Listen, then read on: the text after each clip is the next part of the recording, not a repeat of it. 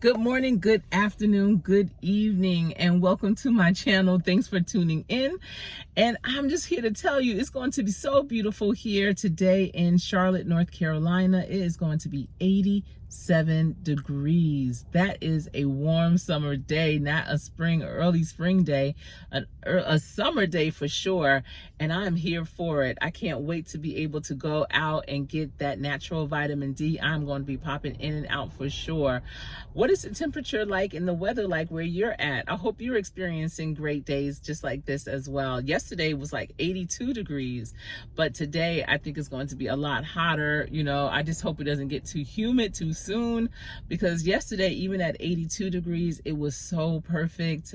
There was, no wind, but it wasn't extremely hot. It was very pleasant, a beautiful spring day. At any rate, I just wanted to come on here and talk about interview prep. I've been doing a lot of interview prep coaching here lately, and being prepped for your interviews is so important. A lot of people don't realize that is part of that preparation to get that job, is to prepare yourself. So as a coach, I always look at the industry that the person is going to go into and the position. Then I help them determine what are their transferable skills for that new opportunity. Also, it's important when you're going into an interview, it's not just a question answer session, it's a conversation. They are inviting you in because they saw something on your resume. Your resume was like a cliffhanger, wanting them to want to know more about you, encouraging them to invite you in and say, you know what, we want to hear from this candidate. We want to see if they are a good fit interpersonally as well. So show up in your true, authentic self and have those conversations that are comfortable, and see how you fit in, because the interview is not just on their side, it's also for you to see if you really want to be part of that team and part of that opportunity. But it's important to practice, understand what your valuable transferable skills are. So what I have is a transferable skills worksheet that I provide, and that's where the person can write down things that they've done in the past.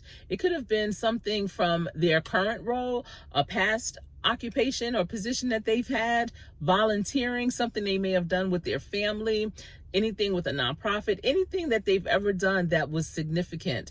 They may have led the family reunion. They may have been the organizer for it, and they had to delegate a lot of things and manage the contractors that were doing things for them, vendors like the caterer and things of that nature.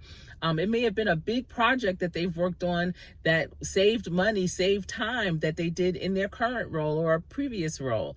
Whatever it is, those things need to be remembered. And so that's why you put them down on a transferable skills worksheet.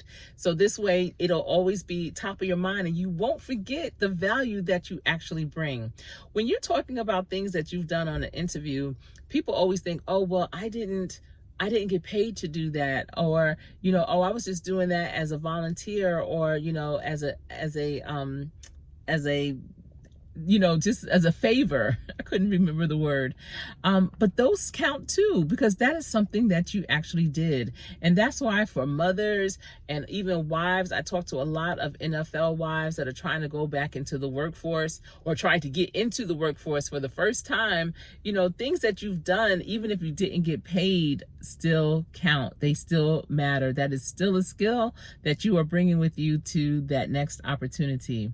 But at any rate, when you are going on that interview, remember to jot down your transferable skills and practice. So the way I have them practice their answers, how they answer questions, is utilizing the STAR technique. And the STAR stands for situation. What was the situation? Why was that even brought to your attention? Was it a project? Was it something new? Was it, a catastrophe that you had to come in and handle?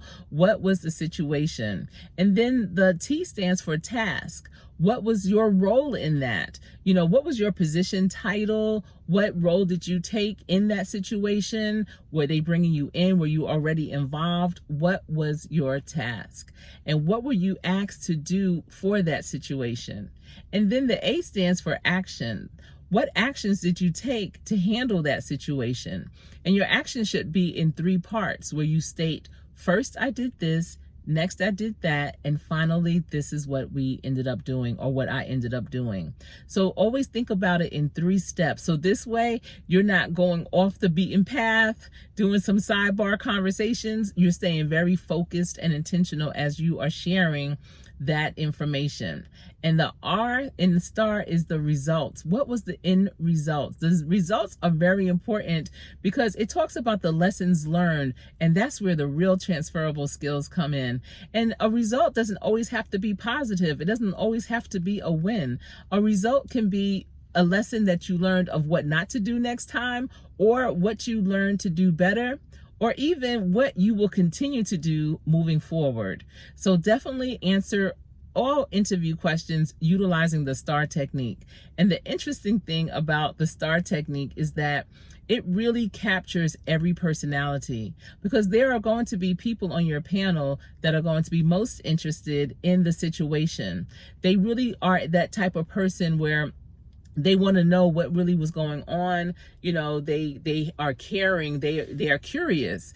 And then there's that person that is most interested in the task, what your role was, you know, what was your title, how did you play a part in that situation. And then there are those who are interested in the action. You know, those are the people that are very you know, they think about things, they're very process oriented. And so when you're speaking about the actions you took, you're talking to them. And then there are those people that are results oriented. Those are the ones that always say, okay, so what was the end result? What ended up happening? You know, the ones that want you to just cut to the chase and just tell you, you know, tell what was the end result. And so you are talking to them when you're sharing that are the results. So that's another great thing about the STAR technique. You are definitely going to capture everyone that's on your panel. So I hope this helped you with your interview prep, and I hope that you are interview prepping, looking up that industry, that position, understanding the ins and outs of it, the challenges and successes that others have had. Also, what's trending in that industry, so that you can also talk to them in conversations about what's coming up, the new things that are happening around that particular industry or position. Well, that's all I have for you. And leave me a comment down below if you found a nugget in this message. Thanks so much for tuning in. And again, I am Coach Sherry, and this is what I do. Thank you.